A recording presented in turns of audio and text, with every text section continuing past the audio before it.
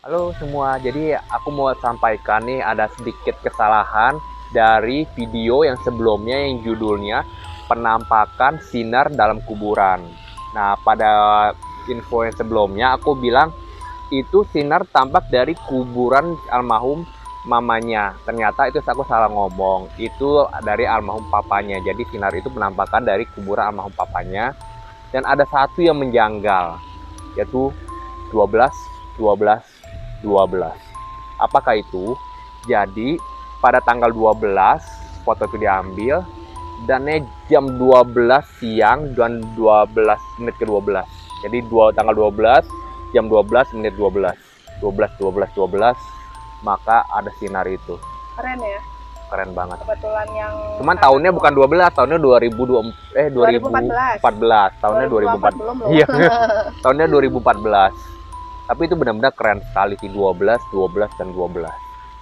Kalau ada yang tahu makna dari maksud kata-kata pertanda itu 12, 12, 12 juga, kasih komen ya. Kalau yang belum nonton, nonton aja dulu. Oke, makasih. Bye-bye.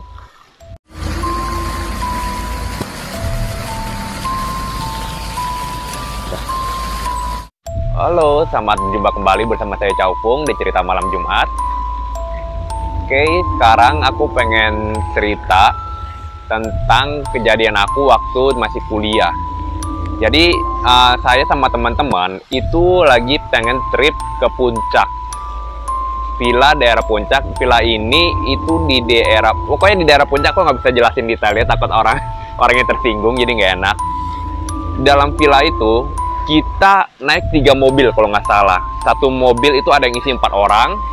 Ada yang isinya 5 orang, ada yang cuma bertiga. Yang punya villanya kayaknya yang bertiga kalau nggak salah ya. Jadi kita teman-teman semua, kurang lebih ada sekitar 8-12 orang. Villanya itu besar sekali, 2 tingkat. Jadi masing-masing dapat kamar, satu kamar yang berdua, ada satu kamar yang berlima. Kejanggalannya sih nggak sampai situ. Pas lagi kita mau masuk villa, kita lihat itu kayaknya cuman villa itu yang diisi cuma kita doang. Kan banyak villa, biasa kalau di villa-villa puncak kan ada banyak tuh, apalagi udah kayak Kota Bunga, kayak Green Apple kan udah kayak bentuk komplek perumahan panjang gitu kan, villanya kesusun rapi. Nah, villa yang kita tempatin itu yang keisi cuma kita doang. Jadi kayaknya nggak lagi momen holiday gitu ya. kayaknya momen holiday deh kalau nggak salah. Sepi itu. Iya, jadi benar-benar cuma kita doang di komplek itu, cuma kita doang. Tapi kalau yang komplek-komplek muter ke belakang lagi atau yang agak belakangan lagi itu ada mulai keisi banyak. Cuman di daerah komplek itu, di daerah kita, coveringnya kita, cuma kita doang yang keisi. Dan bayangkan yang terang berarti cuma di tempat kita doang yang ada lampu. Tapi untungnya rame-rame dong ya. Untungnya rame-rame dan ada lampu sorot sana sini kan. Berapa orang itu? Aku lupa deh, kejadian udah lama banget kan. Waktu masih zaman kuliah itu kalau nggak salah sekitar 8-12 orang. Oh iya, tahun berapa tuh? Kayaknya 2005 apa 2000 berapa ya itu? 2005-2006 ya? Iya, 2005-2006 itu. Sebelum kita ketemu, aku ingat. Aku belum kenal kamu. Oh, belum kenal. Oh. Pokoknya sekitar di tahun itu. Nah, lagi ke puncak bareng teman aku. Singkat cerita ada sekitar 2-3 orang teman yang anak indigo. Dia bisa ngelihat dan dia katanya udah pernah ke situ dan dia ketakutan. Dan lucunya gini loh. Satu orang ini dia alisnya kayak nyambung gitu. Cowok laki yang aku ceritain yang laki, yang aku agak deket sama dia, laki, dia alisnya kayak agak bisa nyambung. Itu yang bisa ngelihat. Itu yang bisa ngelihat. Jadi dia ngomong, justru bisa ngelihat itu malah yang ketakutan. Iyalah. Karena dia bisa ngelihat, ya bener. Serem kali ya. Pas lagi pertama kali masuk sih dia nggak masalah, kita masuk. Pas lagi mau mulai menjelang sore, kita mau makan-makan di meja makan, dia udah mulai wajahnya pucat, diam aja. Kita tanya, lu kenapa? Pas lagi di meja makan ya, dia minta tukar posisi sama siapa aku lupa, jadi dekat sebelah aku.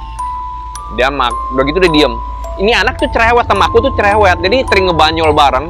Tiba-tiba bisa diem di meja makan, nggak ngomong apa-apa, wajahnya pucat, makan aja udah. Gue bilang, lu kenapa? Wait, itu dia ngelihat apa kerasukan ya?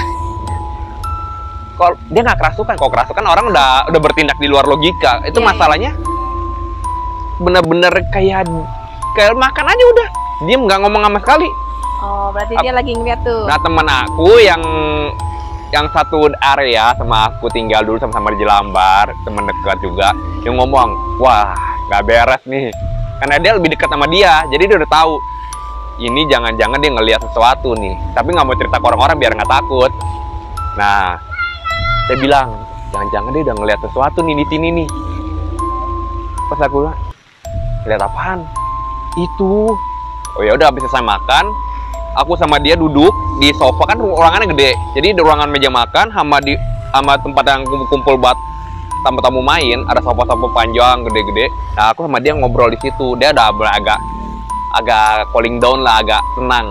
Nah, pas lagi dia udah agak tenang begitu, aku tanya, lu lihat apaan? Tadi cuma satu, dia bilang. Tapi makin lama dari atas turun lagi. Dari lantai atas. Oh. Tangga itu udah turun lagi. Dia ngelihat. Dan makin lama makin rame katanya. Gue nanya, itu ada sekitar berapa? Ada berapa yang lu lihat?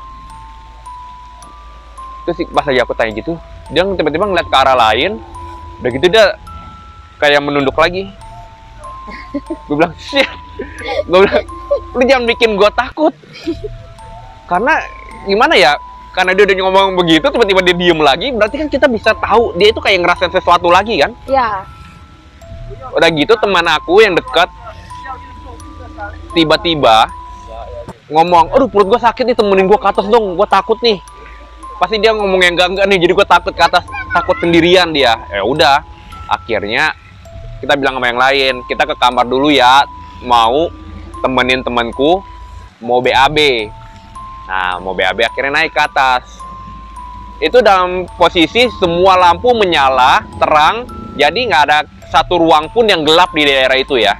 Nggak ada satu daerah pun yang gelap, jadi semuanya nyala terang. Maksudnya di dalam rumah itu? Di dalam rumah itu terang benderang. Nah, pas lagi udah aku temenin dia naik tangga, pelan-pelan dia buka pintu kamar, terus dia langsung lari ke kamar mandi, BAB. Dia bilang, Her, lu jangan tinggalin gua ya, gua ketakutan nih. Gue bilang, ya ampun, ngapain ngajak gue juga takut, gue bilang. Udah pasti gitu, aku lihat jendela kamar nih. Jendela kamarnya itu kan kebuka. Memang aku buka biar agak sejuk juga, kan. Jadi dia buka, pertama bukanya kalau nggak salah buka keluar atau buka ke dalam ya. Pokoknya ini nggak ada angin, hawanya sejuk, nggak ada angin. Aku buka, tiba-tiba si temanku yang BAB itu dia ngomong, kok sepi banget, lu kemana, lu keluar ya? Gue bilang, enggak, gue di sini. Oh yaudah, gue bilang sama dia, gue ada ide, gue nyanyi aja, biar gue juga nggak takut. Gue akhirnya nyanyi lagu Riang, itu lagi zamannya FC kan, gue nyanyi lagu Meteor Garden. Semakin nyanyi, gue semakin takut, makin merinding, bener, makin merinding, makin nyanyi, gue nyanyi makin keras, makin merinding. Akhirnya tiba-tiba ada bunyi. Brak! Aku juga kaget, shock apa nih? Pas lagi aku lihat jendelanya ketutup. Padahal nggak ada angin. Gue langsung, temen aku langsung ngomong gini, cepet keluar. Temen gue bilang, kenapa? Itu jendela ketutup sendiri. Dia juga langsung cepet keluar dari kamar mandi, langsung lari kita ke bawah. Kayaknya gue tahu deh kenapa. Kenapa? Suara lu jelek. Bisa jadi sih, tapi kata penunggu sana, ini orang berisik banget sih, gue usir dah gitu kan. Sampai kita juga, buru-buru lari ke bawah. Dan pas lagi yang lebih lucu lagi, udah lari-lari ke bawah, orang pada nanya, lu kenapa? Gue cerita dong sama teman-teman yang lain. Aku cerita gini, ini nemenin si temanku BAB, tiba-tiba aku nyanyi, ketutup sendiri. Terus yang bisa ngelihat juga, waduh, udah geleng-geleng pala dia, udah bingung. Untung kita rame-rame loh,